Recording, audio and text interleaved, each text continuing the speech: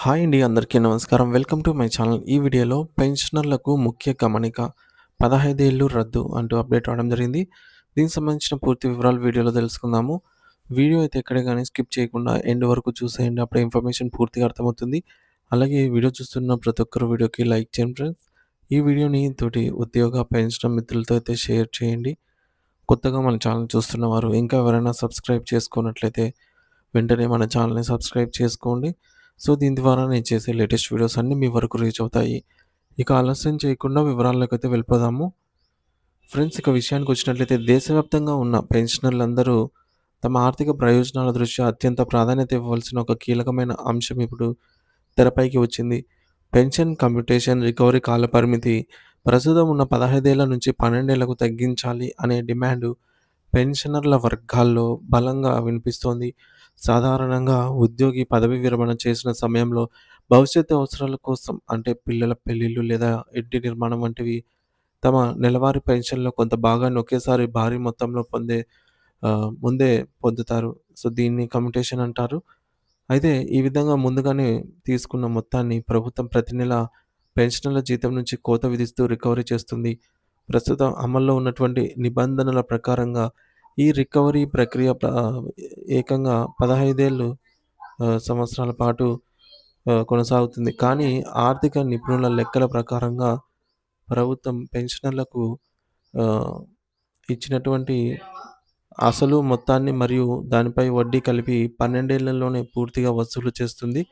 అంటే మిగిలిన 3 ఏళ్ల పాటు పెన్షనర్ల నుండి ప్రభుత్వం అదనంగా వసూలు చేస్తుందని ఇది పెన్షనర్లకు జరుగుతున్నటువంటి తీవ్రమైన అన్యాయమని గణాంకాలు స్పష్టం చేస్తున్నాయి. అందుకే ఈ 15 ఏళ్ల నిబంధనను రద్దు చేసి రికవరీ కాలాన్ని 12 ఏళ్లకు పరిమితం చేయాలని పెన్షనర్లు డిమాండ్ చేస్తూ ఉన్నారు. దీనివల్ల వృద్ధాప్యంలో ఉన్న పెన్షనర్లకు ప్రతి నెల కొంత ఎక్కువ నగదు చేతికందుతుంది.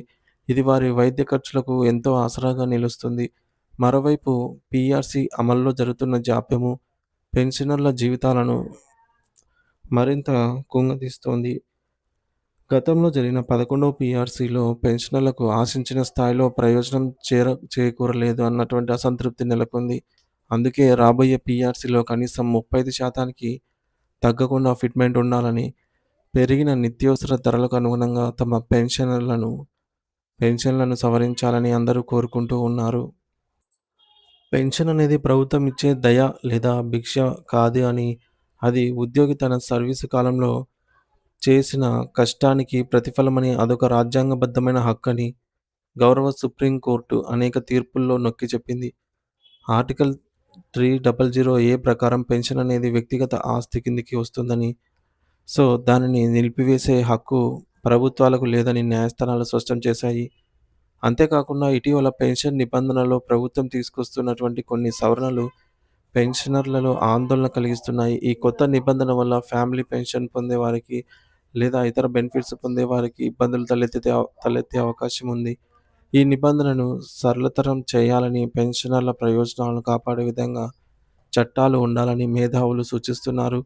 పదవి విరమణ చేసిన వారు దేశ అభివృద్ధిలో దశాబ్దాల పాటు భాగస్వాములైన వారని, సో, వారి చివరి దశలో ఆర్థిక ఇబ్బందులు లేకుండా చూడటం ప్రభుత్వం యొక్క కనీస బాధ్యత. కాబట్టి 15 ఏళ్ల రికవరీ కాలాన్ని 12 ఏళ్లకు తగ్గించడం మరియు సకాలంలో పీఆర్సీ బకాయిలను విడుదల చేయడం వంటి నిర్ణయాలు పెన్షనర్ల జీవితాల్లో కొత్త వెలుగులు నింపుతాయి అనైతే చెప్పవచ్చు.